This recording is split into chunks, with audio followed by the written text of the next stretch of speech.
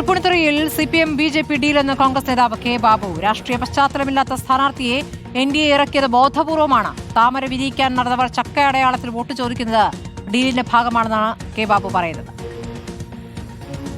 കഴിഞ്ഞ 2 നിയമസഭാ തെരഞ്ഞെടുപ്പിലായി BJP വലിയ മുന്നേറ്റം നടത്തിയ ഒരു നിയോജകമണ്ഡലമാണ് തൃപ്പൂണിത്തുറ. ഇവിടെ മുനിസിപ്പാലിറ്റി ഇത്തവണ BJP ആണ് ഭരിക്കുന്നത്. എന്നിട്ടും BJP ഇത്തവണ 2020 വിട്ടുകൊടുത്തു എന്ന് പറഞ്ഞാൽ തീർച്ചയായിട്ടും അതിനകത്തൊരു അന്തർധാര ഉണ്ടെന്ന് വേണം കണക്കാക്കാൻ.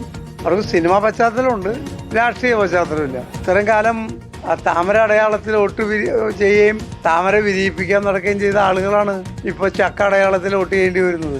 അത് ഒരു ഡീലിന്റെ ഭാഗമാണെന്നുള്ള കാര്യത്തിൽ ഒരു സംശയമില്ല. ലേബി സജീന്ദ്രൻ വിവരങ്ങളുമായി. ലേബി, ഇപ്പോൾ ഡീൽ ആരോപണം ഉയർന്നപ്പോൾ ആദ്യം തന്നെ പറഞ്ഞു കേട്ട ഒരു മണ്ഡലം തൃപ്പൂണിത്തുറയാണ്. നേരത്തെ തദ്ദേശ തെരഞ്ഞെടുപ്പിൽ BJP നല്ല നേട്ടമുണ്ടാക്കി BJP ഭരണം പിടിച്ച ഇടമാണ്.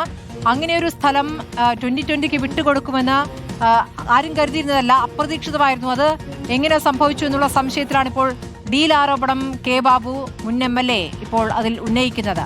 ലേബി, എങ്ങനെയാണ് ഇതിനെ കാണേണ്ടത്? എന്താണ് കെ ബാബു പറഞ്ഞതിന്റെ ഡീറ്റെയിൽസ്? സ്മൃതി, കെ ബാബു ശക്തമായ ആരോപണമാണ് ഉന്നയിക്കുന്നത്. BJPയെ സംബന്ധിച്ചിടത്തോളം അവർക്ക് കേരളത്തിൽ പ്രധാനപ്പെട്ട 40 മണ്ഡലങ്ങളിൽ ഒന്നാണ് തൃപ്പൂണിത്തുറ. വിജയസാധ്യതയുള്ള മണ്ഡലമായി അവർ കണക്കാക്കുന്ന ഒരു മണ്ഡലം എങ്ങനെയാണ് ഇത്തരത്തിൽ പ്രാദേശികമായ ഒരു പാർട്ടിക്ക്, മുന്നണിയിലെ ഒരു ഘടകകക്ഷിക്ക് കൊടുക്കാൻ BJP തയ്യാറായത് എന്നുള്ള ചോദ്യമാണ് കെ ബാബു ഉയർത്തുന്നത്. ഇതിന്റെ പിന്നിൽ ഒരു ഡീൽ നടന്നിട്ടുണ്ട് CPMഉം BJPയും തമ്മിൽ എന്ന് കെ ബാബു ആരോപിക്കുന്നു. അതിന് കാരണമായി പറയുന്നതും ഇതുതന്നെയാണ്. 2016 തിരഞ്ഞെടുപ്പിൽ 30,000-ഓളം വോട്ടുകളാണ് അന്ന് ഇവിടെ മത്സരിച്ച BJP സ്ഥാനാർത്ഥി തുറവൂർ വിശ്വംഭരൻ നേടിയത്. അന്ന് കെ ബാബുവിന്റെ പരാജയത്തിന് വഴിവെച്ചതും ഈ ഒരു കാരണമായിരുന്നു പ്രധാനമായും. അതുമാത്രമല്ല, 2021 തെരഞ്ഞെടുപ്പിലേക്ക് വരികയാണെങ്കിൽ ഡോക്ടർ KS രാധാകൃഷ്ണൻ 24,000-ഓളം വോട്ടുകൾ പിടിച്ചു. അങ്ങനെ എറണാകുളം ജില്ലയിലെ ഏറ്റവും കൂടുതൽ BJP ബേസ് ഉള്ള മണ്ഡലം അവർക്ക് തൃപ്പൂണിത്തുറയാണ്.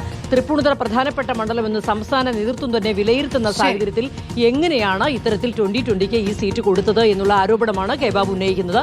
അതുകൊണ്ടാണ് ഇത്തരത്തിലൊരു അന്തർധാര ഉണ്ടായിട്ടുണ്ട് എന്ന് കോൺഗ്രസ് ആരോപിക്കുന്നത്. കോൺഗ്രസ് നേതൃത്വത്തെ അറിയിച്ചിട്ടുണ്ട് എന്നും കെ ബാബു പറയുന്നു.